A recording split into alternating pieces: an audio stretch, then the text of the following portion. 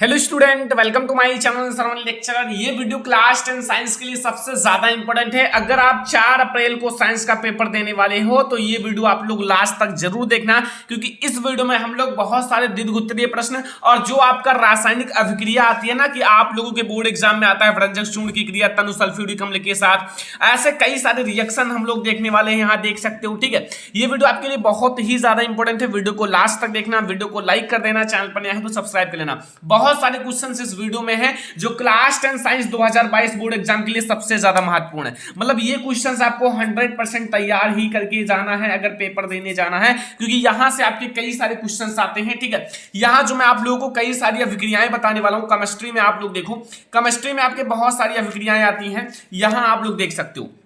यहां आप लोग फोकस करो, एसिटिक अम्ल का सोडियम कार्बोनेट के साथ अभिक्रिया, इस टाइप का रिएक्शन अभी मैं आपको कराने वाला हूं। एथेनॉल क्षारीय पोटेशियम परमैंगनेट विलयन द्वारा ऑक्सीकृत होता है, इस टाइप के भी रिएक्शन होंगे। मेथेन का दहन, ये सारी रिएक्शन अभी मैं आप लोगों को कराने वाला हूं। मतलब आज आपका ये वीडियो साइंस के लिए बहुत ही ज्यादा इंपॉर्टेंट है। तो पहला क्वेश्चन सबसे पहले आप समझो, ये आपका 7 नंबर में बोर्ड एग्जाम में बहुत बार पूछा गया है और आपके 2022 बोर्ड एग्जाम में भी 100% चांस है कि आ सकता है 7 नंबर में। ठीक है, तो सबसे पहले क्वेश्चन को समझो, ये कई टाइप से क्वेश्चन बोर्ड एग्जाम में पूछ सकता है। जैसे यहां आपका लिखा हुआ है कि व्रंजक चूर्ण, जो आप लोगों का व्रंजक चूर्ण है या फिर इसे हम लोग ब्लीचिंग पाउडर कहते हैं, का रासायनिक नाम, अणुसूत्र तथा उपयोग लिखिए।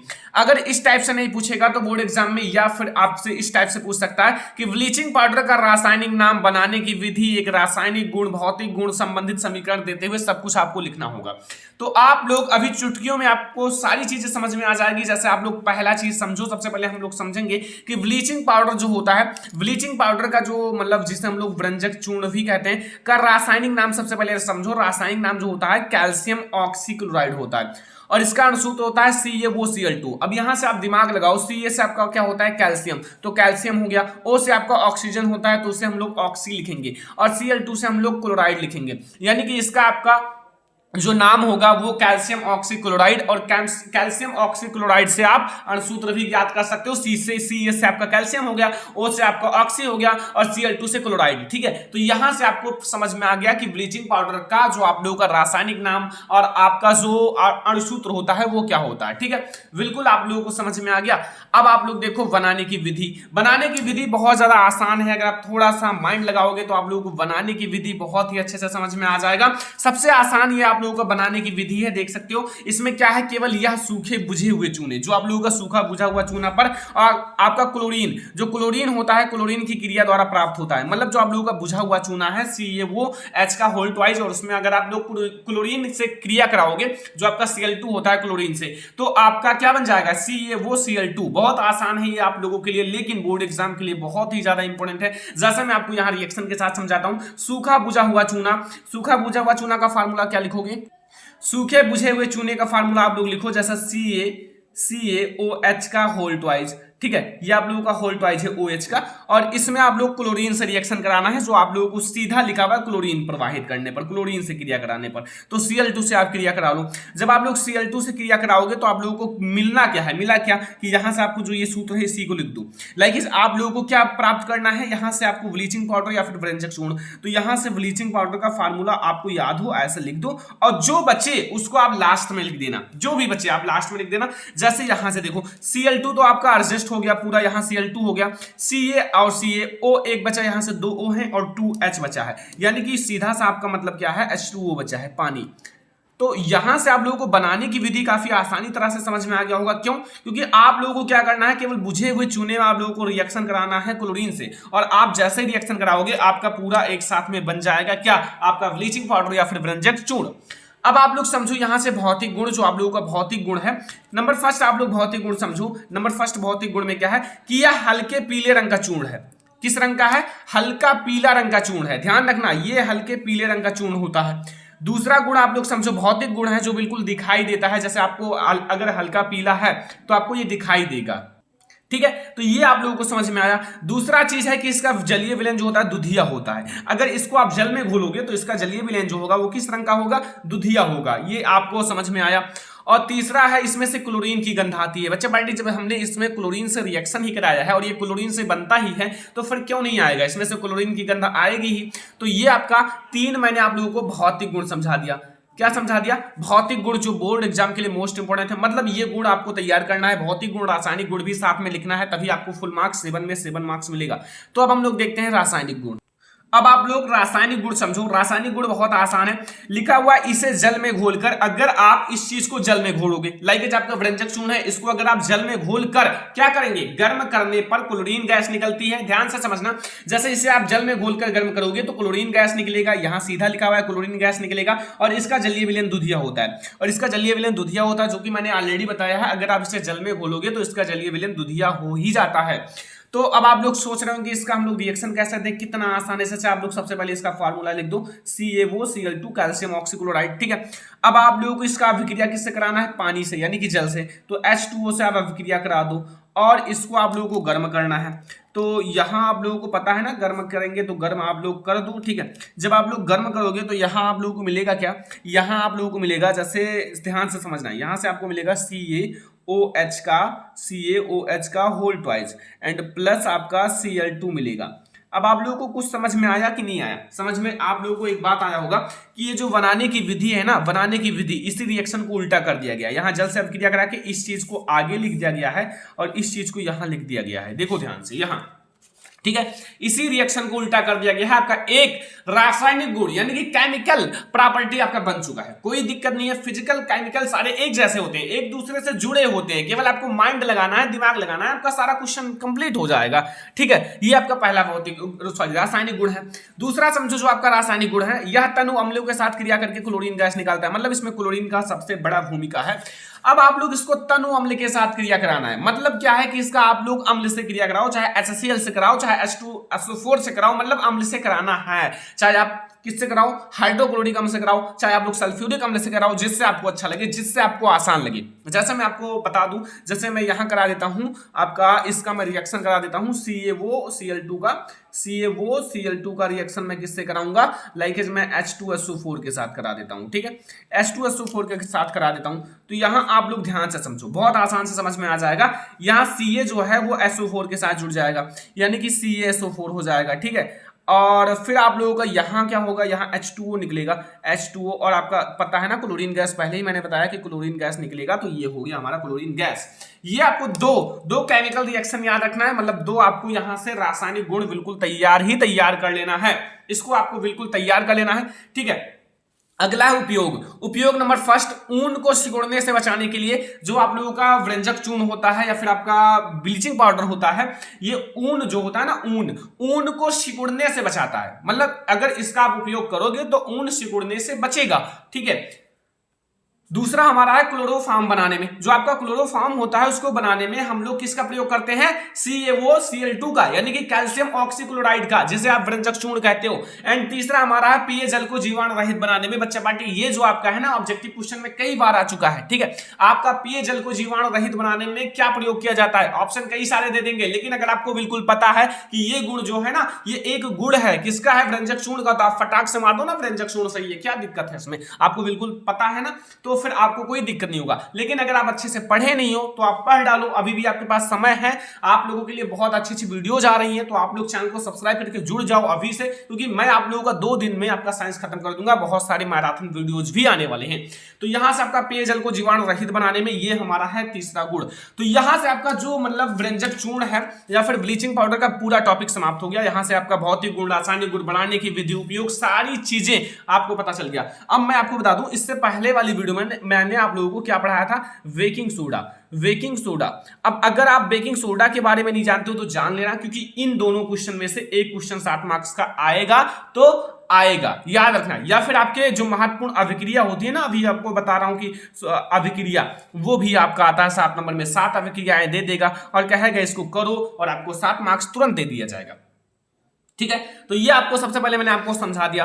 अब आप लोग, ये मैंने क्यों कहा है कि परीक्षा में पक्का आएगा, क्यों, क्योंकि ये हर साल आता है, मतलब आपके पेपर कोई भी आप उठा के देख लो, किसी भी ईयर का पेपर उठा के देख लो, आपसे अभिक्रिया जरूर पूछा जाएगा, इसीलिए मैंने बताया है कि बोर्ड एग्जाम में पक्का आएगा। देखो यहां से मैं आपको बहुत सारी अभिक्रियाएं भी कराने वाला हूं, अगर आप ध्यान से देखोगे तो आपको 100% समझ में आ ही जाएगा और आप लोगों को इजी भी लगेगा। जैसे पहली अभिक्रिया देखो, आप लोगों को सोडियम बाइकार्बोनेट को गर्म करते हैं, मतलब सोडियम बाइकार्बोनेट को आपको गर्म करना है, वेरी इंपॉर्टेंट रिएक्शन है, मतलब बोर्ड एग्जाम में कई बार आ चुका है। अब आपके जो क्लास 10th में छोटे छोटे रिएक्शन आते हैं, ठीक है, आपके 2 ही चैप्टर में रिएक्शन है, जैसे आपका अम्ल क्षार एवं लवण और दूसरा आप लोगों का कार्बन तथा उनकी यौगिक, इन्हीं 2 चैप्टर में रिएक्शन है, इससे बाहर आपके कोई भी चैप्टर में रिएक्शन है ही नहीं, ठीक है। तो इसीलिए मैं आपको इन 2 चैप्टर के रिएक्शन करा देता हूं। फिर अगर आपको कोई भी और दिक्कत होगा तो कमेंट बॉक्स में बता देना, अभी भी आपके पास समय है, ठीक है। अब यहां पूछ रहा है कि सोडियम बाइकार्बोनेट को गर्म करने पर, या फिर सोडियम बाइकार्बोनेट को खाने वाला सोडा भी कहते हैं, इसको आपको गर्म करना है। तो सोडियम बाइकार्बोनेट का फार्मूला बताओ, आपको मैं बता दूं, Na से क्या होता है, Na से सोडियम, चलो फटाक से, और H यानी कि आपको Y का H लगा देना है, और कार्बोनेट का फार्मूला तो होता है CO3, तो हो गया ना सोडियम बाइकार्बोनेट, ठीक है। यही आपका है सोडियम बाइकार्बोनेट, जिसे हम लोग क्या कहते हैं, खाने वाला सोडा। यहां से आपको ये समझ में आ गया ना। अब आप लोगों को इसको गर्म करना है, इसको गर्म करना है, ध्यान से समझना, अगर ना समझ में आए तो बता देना कमेंट बॉक्स में। इसको आप लोगों को क्या करना है, गर्म करना है। तो यहां आप लोग डेल्टा का चिन्ह लगा दो, समझ लो गर्म हो रहा है। अब देखो ध्यान से, यहां आप लोगों को मिलेगा, जैसे अब आप लोग यहां समझना, यहां से हमें Na2 मिलेगा, Na2, ध्यान से समझना, थोड़ा सा ट्रिक मैं आपको बता रहा हूं। जैसे मैंने Na2 लिखा तो यहां आपके सोडियम कितने हैं, Na, यानी कि एक ही है, तो हमें कितना चाहिए, 2 चाहिए, क्योंकि हमें Na2 मिलेगा, Na2CO3 सोडियम कार्बोनेट मिलेगा। तो अब हम क्या करेंगे, इसको बैलेंस करेंगे। बैलेंस करने का ट्रिक मैंने ऑलरेडी पढ़ाया है। तो बैलेंस करने के लिए यहां अगर Na2 मिला है तो यहां हम 2 लगा देंगे। चलो अब आपको इतना समझ में आ गया होगा। अब यहां से हमारा Na2 है, यहां भी Na2 है, मतलब बैलेंस है। अब यहां आप लोग देखो, और बैलेंस भाई होना चाहिए, वरना आपका रिएक्शन गलत हो जाएगा। H2O मिला, अब आपको कुछ नहीं, आपको यहां कार्बन डाइऑक्साइड गैस बाहर निकलेगा। बस ये आपका हो गया रिएक्शन। क्या दिक्कत है इसमें, देख लो, सारी चीजें मैं आपको दिखा देता हूं। जैसे यहां से Na आपके कितने हैं, बैलेंस है कि नहीं, यहां से 2 है, यहां भी Na2 है। अब यहां O देख लो, O आपका ऑक्सीजन यहां 3 है, 1 आपका 4 है, एंड यहां 2 6 है। यहां आपका 3 एंड 2 से गुणा कराओगे 6 हो गया। कार्बन आपका यहां 2 है, तो यहां भी 1 2 है, सारी चीज बैलेंस है। ये आप लोगों को क्या है, सोडियम बाइकार्बोनेट है, ये आप लोगों का सोडियम कार्बोनेट है, ये क्या है, सोडियम कार्बोनेट। और यहां से और सारी चीजें आपको पता है, ये जल है, ये आपका कार्बन डाइऑक्साइड है। ये आपको बिल्कुल समझ में आ गया, सिंपल सा है, लेकिन यार बोर्ड एग्जाम में कई बार पूछा गया है। मैंने कहा है कि आसान ही बोर्ड एग्जाम में पूछा जाता है, तो फिर आप लोग चिंता मत करो, जितनी चीजें समझा रहा हूं उसको समझो। और रिएक्शन अगर दिक्कत हो तो आप कमेंट बॉक्स में कमेंट कर देना। अभी हमारे पास बहुत सारे रिएक्शंस हैं, इसीलिए मैं आपको बहुत अच्छे से समझा रहा हूं। दूसरा समझो, व्यंजक चूर्ण की क्रिया तनु सल्फ्यूरिक अम्ल के साथ, जो व्यंजक चूर्ण होता है उसकी क्रिया में तनु सल्फ्यूरिक अम्ल के साथ कराना है। अब आपको यह पता होना चाहिए, अगर आपको रिएक्शन कराना है तो यह पता होना चाहिए कि व्यंजक चूर्ण का फार्मूला क्या होता है। अब आपको यही नहीं पता है तो आप कैसे करोगे, और आपको सल्फ्यूरिक अम्ल का फार्मूला पता होना चाहिए। तो अब मैं आपको बताता हूं, अगर नहीं पता है तो आज के बाद आपको पता चल जाएगा, ठीक है। अभी मैंने जस्ट व्यंजक चूर्ण पढ़ाया है, Ca से कैल्शियम, O से ऑक्सी, Cl2 से क्लोराइड, यही तो होता है व्यंजक चूर्ण या फिर ब्लीचिंग पाउडर। और इसका हम लोग किससे रिएक्शन कराएंगे, H2SO4 के साथ। और बच्चा पार्टी, अभी मैंने आपको एक केमिकल रिएक्शन में क्या समझाया था, अभी मैंने जस्ट इसके पहले एक आप लोगों को केमिकल रिएक्शन समझाया था, जो कि यहां देख सकते हो, एक रिएक्शन समझाया था कि इसकी क्रिया आपको किससे कराना है, अम्ल से। तो यहां मैंने H2SO4 के साथ रिएक्शन कराया था, तो सेम वही है। मतलब मैंने पढ़ाया है, मैंने चैप्टर पढ़ाया है तो बहुत सारे रिएक्शन पढ़ाया, मतलब मैंने हर तरफ से पढ़ाया है। लेकिन अगर आपने पढ़ा है तो अच्छी बात है, नहीं पढ़ा है तो अभी मैं आप लोगों को बहुत सारी चीजें पढ़ा रहा हूं, ठीक है। मेहनत करने के लिए तैयार हो जाओ, क्योंकि पेपर आप लोगों का बहुत ज्यादा नजदीक है। अगर अब नहीं पढ़ोगे तो कब पढ़ोगे, ठीक है। अभी आपके पास समय है, पढ़ लो, वरना फिर आप लोगों के पास खेलने के बहुत समय है, ठीक है, टहलने के बहुत ज्यादा समय है, क्योंकि अभी आप अपना फ्यूचर बना सकते हो पढ़ लिख कर।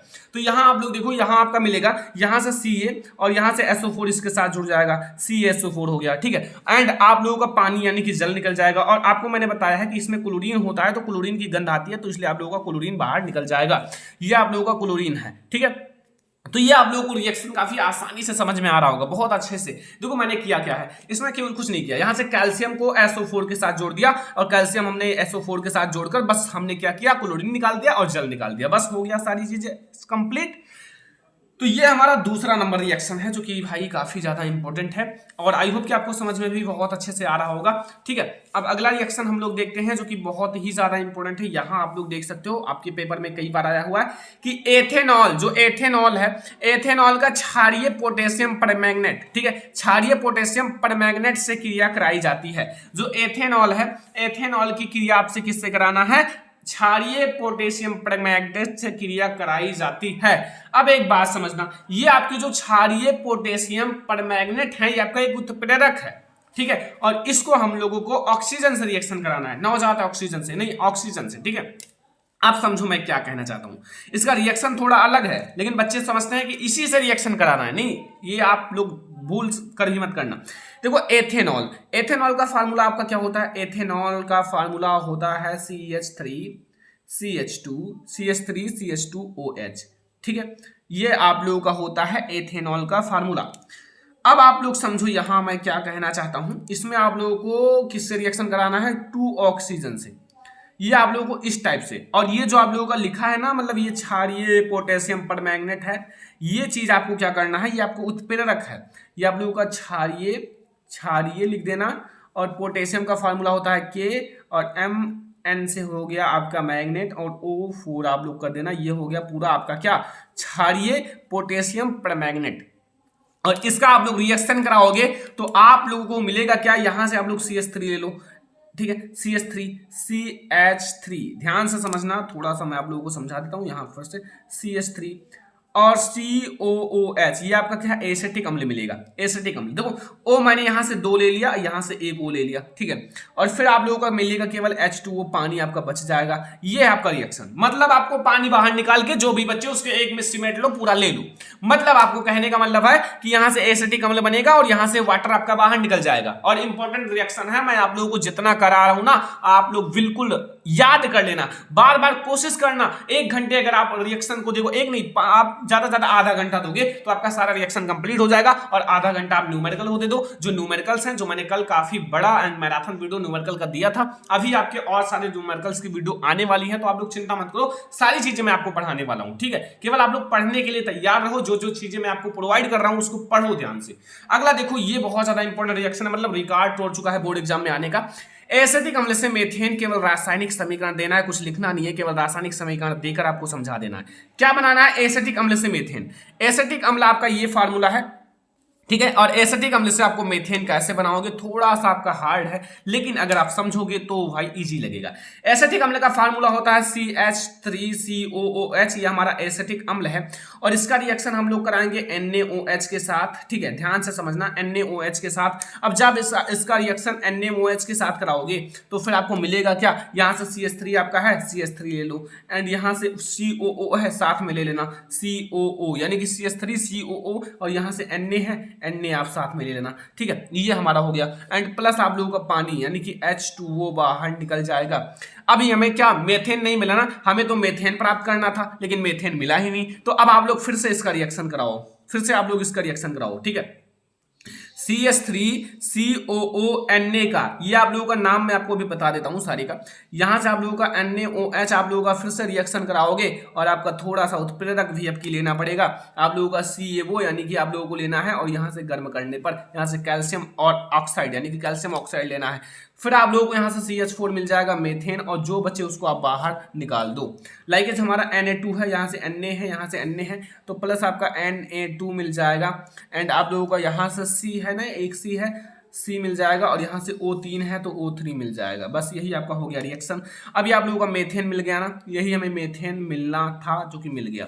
इसका नाम क्या है ये आप लोगों को बता दें।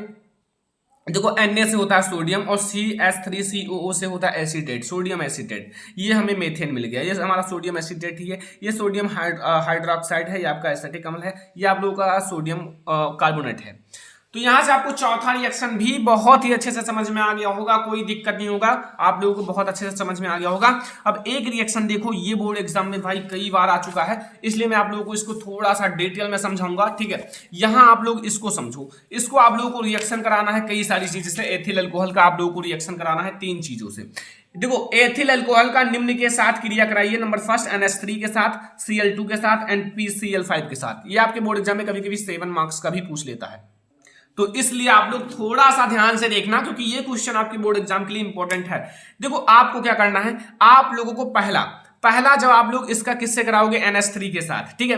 पहला आप लोग जब NH3 के साथ कराओगे तो मैं आपको पहले बता देता हूं कि यहां आप लोगों को क्या मिलेगा, एथिल एमीन बनता है। क्या मिलता है, एथिल। अब कैसे बनेगा ये मैं आपको बता दूं, ये तो मुझे पता है ना, आप लोगों को तो पता नहीं होगा। एथिल एमीन बनता है। अब कैसे बनेगा ये तो अभी आप लोगों को चुटकियों में पता चल जाएगा, ठीक है। एथिल एमीन बनता है, चलो भाई डैश लगा दो। देखो एथिल एमीन कैसे बनेगा, देखो यहां आप लोगों का है, यहां C2H5OH, ये हमारा क्या है, एथिल अल्कोहल। क्या है, एथिल अल्कोहल। इसे आप लोग ऐसे लिखना, ठीक है। और यहां अब आप लोगों को क्या मिलेगा, यहां अब आप लोगों को रिएक्शन कराना है NH3 के साथ ना, NH3 के साथ। जब आप NH3 के साथ रिएक्शन कराओगे तो मैंने क्या कहा, एथिल एमीन मिलेगा। और एथिल एमीन का फार्मूला पता चल जाए तो आप लोग सीधा लिख सकते हो ना। एथिल एमीन का फार्मूला होता है, यहां से C2H5 ले लेना, ठीक है। ध्यान से समझना, यहां से मैंने C2H5 ले लिया और फिर मैंने यहां से लिया NH2, केवल NH2 लेना है, ठीक है। यहां से NH2 लेना है, ये आपका हो गया क्या, देखो C2H5 से होता है एथिल और NH2 से होता है एमीन, ये हो गया एथिल एमीन, और प्लस हमारा H2O बाहर निकल जाएगा। तो यहां से आप लोगों को ये मिल गया एथिल एमीन। क्या मिल गया, एथिल एमीन, ठीक है। ये हमारा है एथिल एमीन। ये हमारा पहला चीज मिला, ये आप लोगों का पहला रिएक्शन मैंने कराया NH3 के साथ, ठीक है, NH3 के साथ। दूसरा रिएक्शन अब आप लोग समझना चाहते हो ना, दूसरा भी समझ लो। दूसरा आप लोगों को किससे कराना है, दूसरा आप लोगों को कराना है Cl2 के साथ। अब Cl2 के साथ कराओगे तो चलो अब हम लोग इसको Cl2 के साथ करा देते हैं। देखो आप लोग फार्मूला में इसको ऐसे भी लिख सकते हो, CH3CH2OH। कैसे, देखो यहाँ आपका C2 है, यहाँ भी CH आपका C2 है और H5 है, तो यहाँ भी H5 है, ऐसे भी लिख सकते हो, कोई दिक्कत नहीं। और इसका रिएक्शन आप Cl2 के साथ करा दो। Cl2 के साथ आप लोग रिएक्शन कराओगे तो ये आप लोगों को क्या मिलेगा, ये समझो।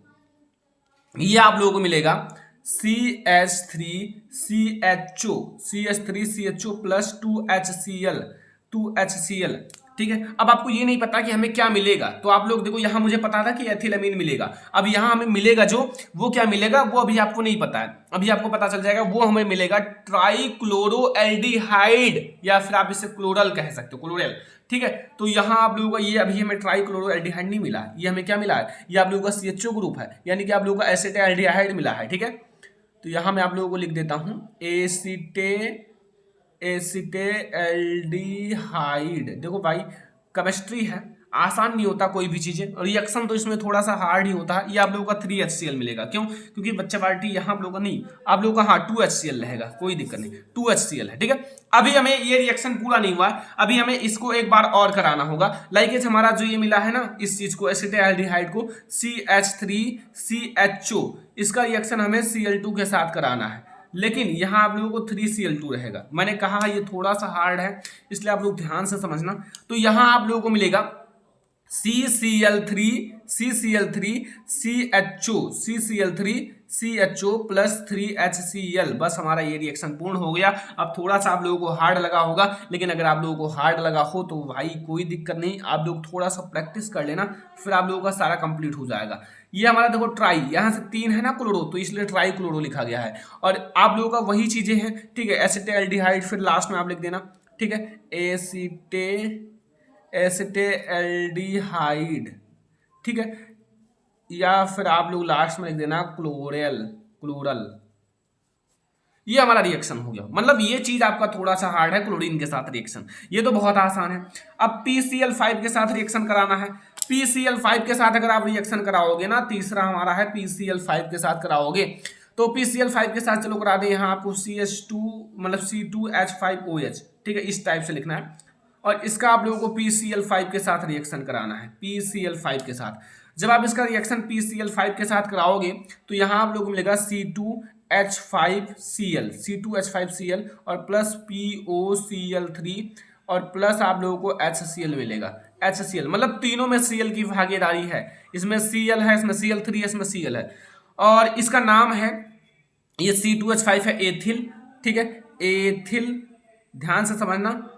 और Cl हमारा है क्लोराइड, एथिल क्लोराइड, ठीक है, ये हमारा एथिल क्लोराइड। मतलब ये तीनों रिएक्शन आपको समझ में आ गया। थोड़ा सा NH3 के साथ, Cl2 के साथ और PCl5 के साथ, ये कोई नहीं बताएगा, आप पूरा आप लोग देख लो, कोई नहीं बताएगा। मैं आपको इसलिए बता रहा हूं कि भाई गारंटी के साथ मुझे आप लोगों को पढ़ाना है 90% के साथ, तो इसलिए मैं आपको सारा जो आप लोगों का इंपॉर्टेंट चीजें हैं वो पढ़ा दे रहा हूं कि आप लोगों को भाई दिक्कत ना हो। अगर आप लोगों का नंबर कम आएगा तो दुख मुझे होगा, क्योंकि मैं आप लोगों को पढ़ाया हूं, आप लोगों के लिए दिन रात मेहनत किया हूं, तो भाई आप लोगों के लिए और ज्यादा मेहनत करने के लिए तैयार हूं। केवल आप लोग साथ बने रहो, सारी चीजें पढ़ते रहो। ये हमारा दूसरा नंबर क्वेश्चन। अब हम लोग देखेंगे अगला तीसरा नंबर क्वेश्चन, जो बोर्ड एग्जाम के लिए मोस्ट इंपोर्टेंट है। यहां से आप लोग तीसरा नंबर क्वेश्चन समझो। लिखा हुआ है साबुनीकरण पर संक्षिप्त टिप्पणी लिखिए। जो साबुनीकरण है उस पर आपको संक्षिप्त टिप्पणी लिखना है।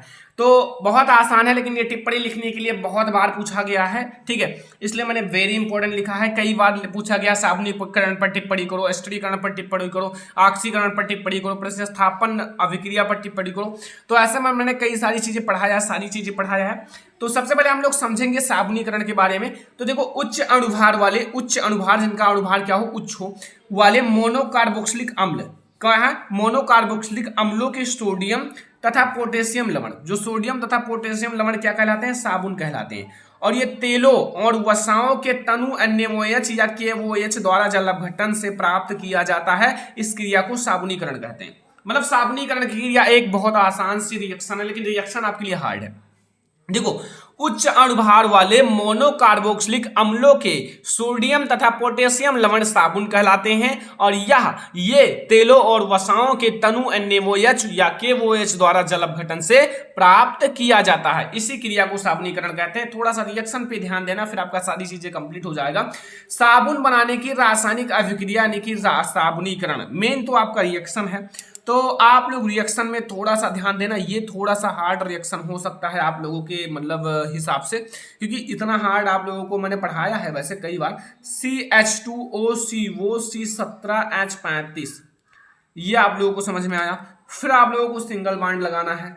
सिंगल बॉन्ड लगाने के बाद आप लोगों को लिखना है CHOCO C17H35, ठीक है, ये आप लोगों को समझ में आया, ठीक है। अब आप लोगों को फिर से एक सिंगल बॉन्ड लगाना है, और फिर आप लोगों को क्या लिखना है, ऊपर वाला जो आप लोगों का ये वाला है ना, यही चीज आप लिख दो, CH2O C17H35। क्या दिक्कत है, कोई दिक्कत नहीं होगा। थोड़ा सा आपको समझना है, टाइम उतना है नहीं, आपका बोर्ड एग्जाम नजदीक है, इसलिए जो मैं आपको समझा रहा हूं वो समझ लो, क्योंकि आप लोगों के लिए सबसे सिंपल चीज मैं आपको बता रहा हूं। मतलब आपको ये इससे सिंपल कोई नहीं बताएगा, मतलब ये आपको सबसे आसान तरीका, और इसका रिएक्शन काफी हार्ड है, ठीक है। अब आप लोगों को क्या करना है, यहां आपको 3NaOH लेना है, यानी कि सोडियम हाइड्रोक्साइड।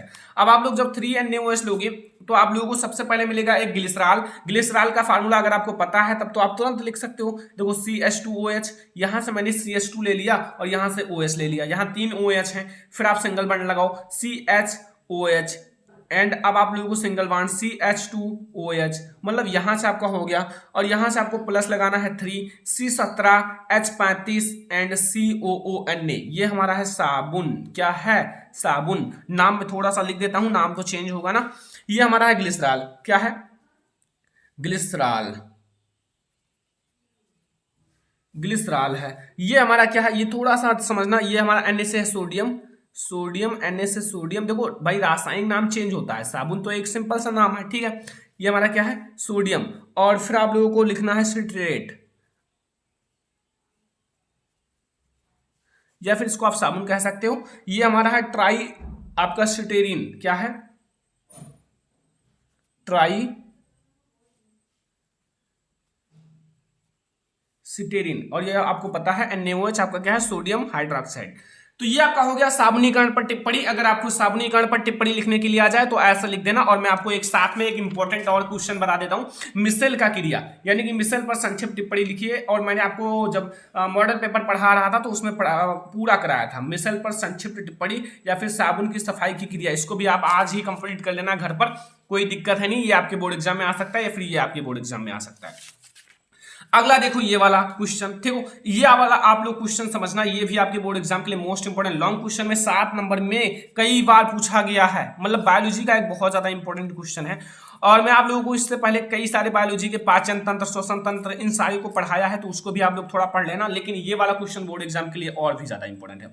मैंने कई सारे पेपर, मॉडल पेपर में उठा के देखा है, तो ये क्वेश्चन आपके बोर्ड एग्जाम में पूछा जाता है। ये देखो, अगर कुछ नहीं पूछा जाएगा तो यही पूछ लेगा कि पुष्प के अनुदैर्घ्य काट का निम्नांकित चित्र बनाओ 2 नंबर में, मतलब चित्र बनाओ, पूरा भाग बताओ। तो ये आपको समझना है। पहला, पुष्प का निम्नांकित चित्र बनाइए और इसके विभिन्न चक्रों का वर्णन कीजिए। या फिर आप लोगों को इस टाइप से पूछ सकता है कि पुष्प का अनुदैर्घ्य काट का निम्नांकित चित्र बनाइए। अब एक बात समझना, चित्र बनाना तो मैंने ऑलरेडी आप लोगों को बताया है, मतलब वीडियो ऑलरेडी मैंने दे चुका हूं कि आप लोग पुष्प कैसे बनाओगे, कई बार दे चुका हूं, ठीक है। अब आप लोग उसको देखना, ठीक है। वैसे आप सिंपल सा पुष्प बना सकते हो, मैं आपको थोड़ा सा बता देता हूं, फिर मैं आप लोगों को थोड़ा सा समझा दूंगा। ये एक सिंपल सा पुष्प, जैसा मैं आप लोगों को बता रहा हूं ना, वैसे आप लोग बना देना, कोई दिक्कत है नहीं। अगर भाई आपका थोड़ा सा तेज है ना, बढ़िया है, एक सिंपल सा पुष्प है, मतलब ये। एंड यहाँ आप लोग जो भी चीजें हैं उसको आप लगा देना, ठीक है। मतलब जो भी चीजें हैं उसको आप अच्छे से लगा देना यहाँ, बस। अब ये आपका सिंपल सा पुष्प है। अब मैं आप लोगों को एक छोटा सा फिगर के साथ समझाता हूं, आप लोग जैसा बनाना जानते हो वैसे बना लेना। वैसे तो ये एक बुक का फिगर है, लेकिन ध्यान से समझना। ये जो आप लोगों का पुष्प का ये क्या है, वर्तिकाग्र है। मतलब जो पुष्प के मतलब सबसे ऊपर वाला भाग होता है ना, वो वर्तिकाग्र होता है। ये जो आपका है मतलब अंडाशय है, देख सकते हो अंडाशय, ये ठीक है, ये पूरा। और ये आप लोगों का जो मतलब ये चीज है ना, ये आपका वाहिदल है। ध्यान से समझना, ये आप लोगों का क्या है, वाहिदल है। और आप लोगों का ये आप लोगों का वाहिदल है, ध्यान से समझना। ये आप लोगों का तंतु है, एंड ये आप लोगों का परागकोश है, ठीक है। वाहिदल होता है और दल होता है, तो ये दोनों चीजें आपका, ये इसके अंदर जो है ना, ये अंडाणु है, ठीक है। ये आप लोगों को ध्यान से समझ में आ जाए, यहां से आपको कोई दिक्कत नहीं होगा, ठीक है।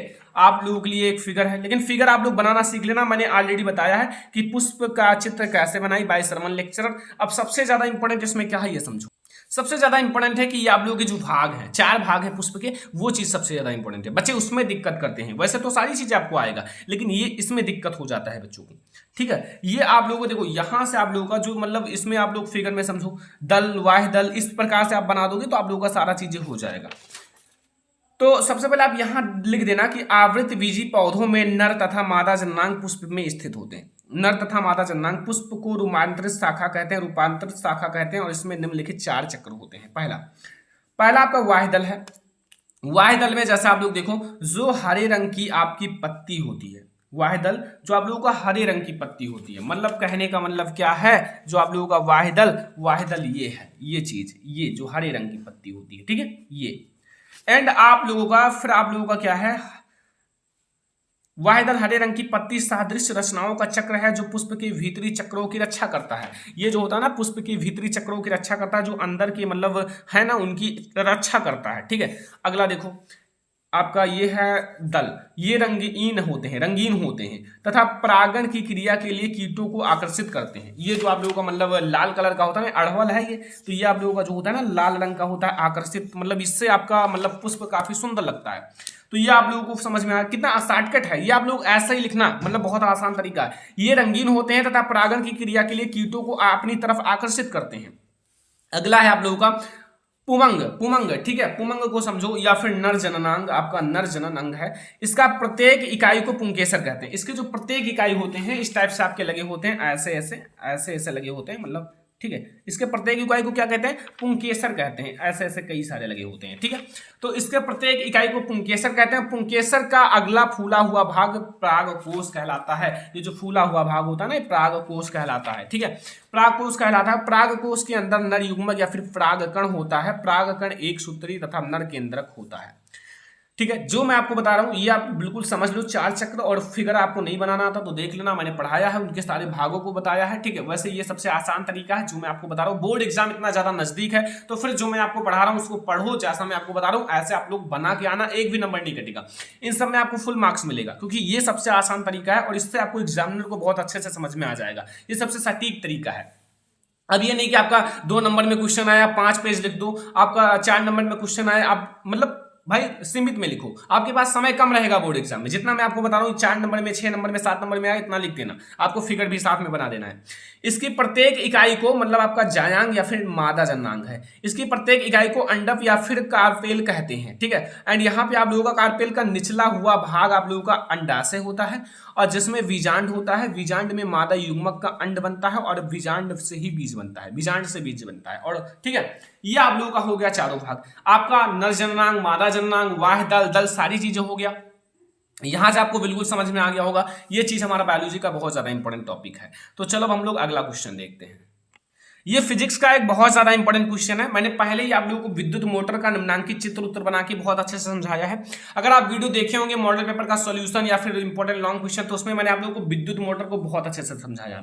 और अभी मैंने कल आप लोगों को ओम के नियम का सत्यापन और ओम का नियम होता क्या है इसका भी वीडियो दिया था। फिजिक्स का दोनों इंपॉर्टेंट टॉपिक हो चुके हैं। अब ये वाला आप समझो कि विद्युत मोटर तथा विद्युत जनित्र के बीच अंतर क्या है, ठीक है, डिफरेंस क्या है विद्युत मोटर और विद्युत जनित्र के बीच। ये भी क्वेश्चन बोर्ड एग्जाम के लिए VIMP है, मतलब वेरी इंपॉर्टेंट है, तैयार ही कर लेना है। विद्युत मोटर और विद्युत जनित्र के बीच अंतर।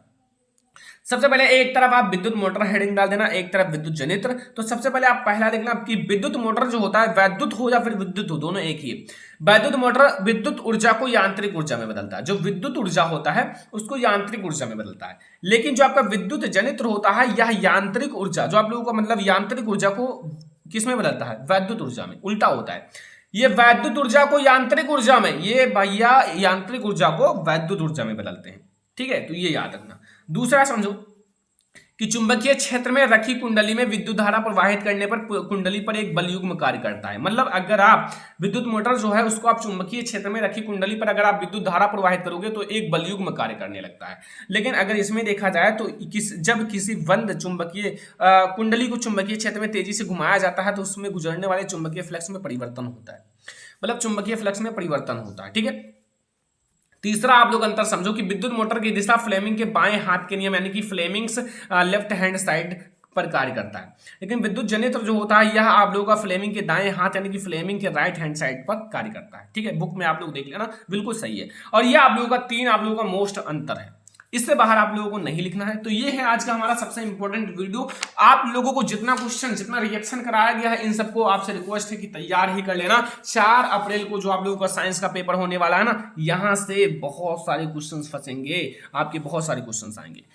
तो इस वीडियो को आपको ज्यादा से ज्यादा लाइक कर देना है, शेयर कर देना है। किसी भी टॉपिक में दिक्कत हो है कमेंट करो, आप लोगों के लिए वीडियो जरूर बनाया जाएगा। और आप अपने फ्रेंड्स के साथ इसे शेयर भी कर देना। चैनल पर यहाँ तो सब्सक्राइब कर लेना। चलो फिर मिलते हैं नेक्स्ट इंपॉर्टेंट क्लास 10 साइंस की वीडियो में, तब तक के लिए धन्यवाद।